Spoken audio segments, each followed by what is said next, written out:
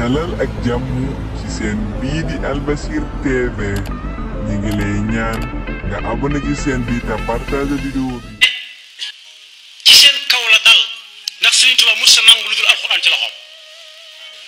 li gën a cher ci nit ñi la laaw murid yi moom am na fu ñu war a jaar ak moom te yi xew ci réew yëpp li koy andi mooy loolu rek dañuy laal pas-pas nit ñi ba noppi kenn du wax bu ñu ubbee rajo yi ubbi télévision yi it ak journaux yi wóor ta tax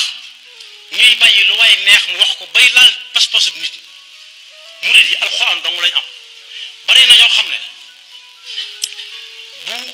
aw xew masaan jot bu ñu bëggee daloo dañuy bind kaamil ab sëriñ mu jox leen ñu sol ci la seen jot ajuwaan am na ñoo xam lu masaan bi wut Sëriñ Tuubaa suñ bëggee. comme ni ko sëñ Ahmadou Mbacké Rafa yi waxee rek ci maanaam Ahmadou Cissé bi mu attaqué l'islam rek muy doon kàddu yoo xam ne méngoo na ak ñu jëmee ne ko ci Ahmadou Cissé murid yi war nañoo jëflante ak moom ndax Sëñ Tuubaa fonk yi nga xamante ne fonkoon na ko alxuraan mu xëy taxaw weddi alxuraan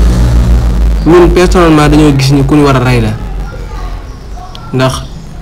ni si ñun nga bokk jullit nga ba pare taxaw di weddi waxi yàlla taxaw weddi alxuraan ci lu teguwul ci dëgg teguwul ci yoon ba tey jii may wax ak yow nii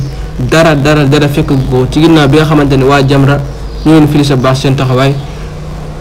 génne nañ ko ci kuréel boobu nga xamante ni loolu rek lañ mën a nii waaye kenn defu ko dara li mu wax ni dara fekk ko fi ñun ñoo ni ay jullit lañ waaye képp ko laal lislaam wala nga laal alxuraan jàng moom lañ gëm